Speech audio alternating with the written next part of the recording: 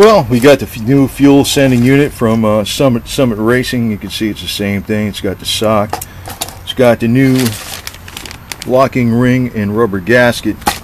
Before I actually stick it on the gas tank, I'm going to test it, make sure it works.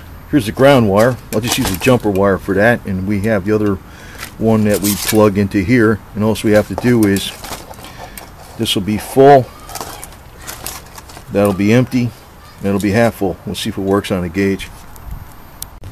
Well, let's see if the gauge goes down to empty. Nope. Nope. Hold on a second. Might be a bad ground. Yeah, just put it on a bumper to see if that fucking did anything. Nope.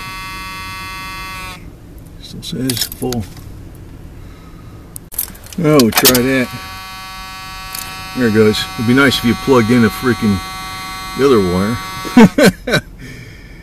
Alright, so that should be empty.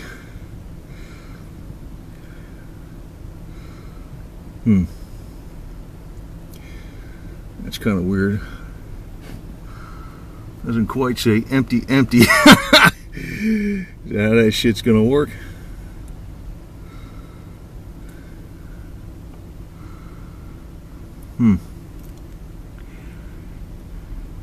You know what that is? It's probably because it doesn't have a good enough ground. I'm gonna have to clean that ground better. Let me try something here. Well, I'm gonna get the DA or whatever, the Dremel tool, and clean off the freaking connection. It should go a little lower than that, but let's double check to make sure it does full and empty and halfway. Now this should be put on full. See what that does. Okay, it reads nice and full. Alright. Alright, so that's empty, that's full. Right smack in the middle. See what that says. Should say halfway. That's halfway. We're going to install it. And you know what? It says a little bit under full. And you know what? That's the way the gauge used to work. And you know what I think that the problem is there? The ground. It's not cleaned enough. The ground is not clean enough.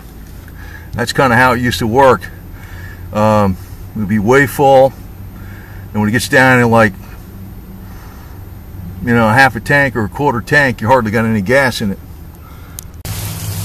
And you know, considering that, sometimes that isn't always the case, because sometimes the gas tanks are, the floats are made like in a progressive way, because the gas tank's got an irregular shape. But not this gas tank. So that should be, I might say, a little over half. I'm going to clean that ground though really good.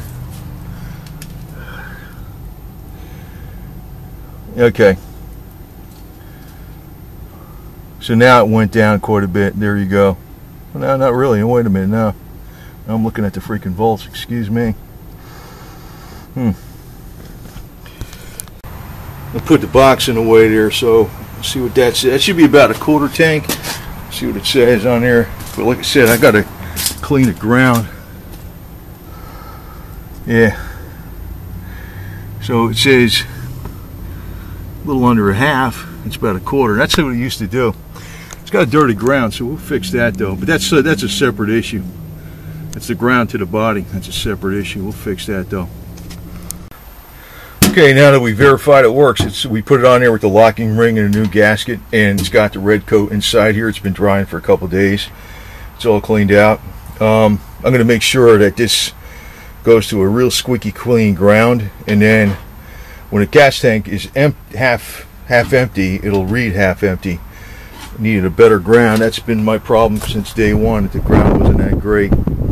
But you know, sometimes you can't always trust those float levels, because if you have a gas tank that's like big on the top and small on the bottom, then as a float level go, it's a progressive float level. It's designed different. But this is just like a rectangle. So that thing was halfway down. It should have said halfway full on the gauge, and it said about 3/4 full. So anyway, next step, get some more rust proofing before I put this thing up there. Well, the final rust proofing I'm going to do before I put this gas tank up is to get inside of here with this stuff, which is spray Cosmoline. So we got a little wand in there.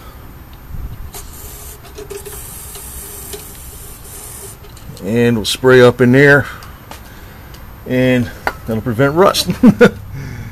So, and we got to put the hoses on there, of course, too. But that's about it. So, then fix the floor, which I got some epoxy for.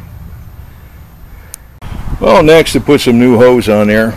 And put this stuff, made in USA. I don't know what brand it is, but it's USA.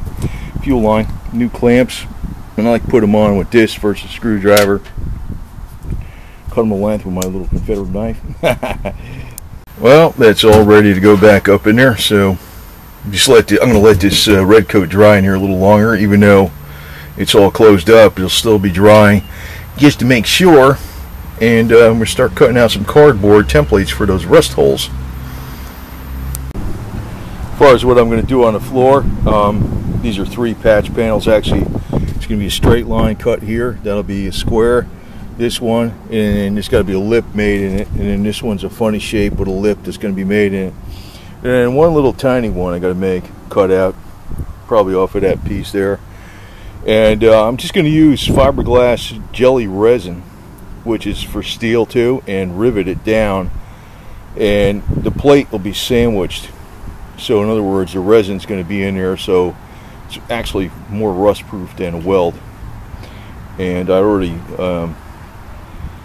got underneath there really good with I don't know if you can see it.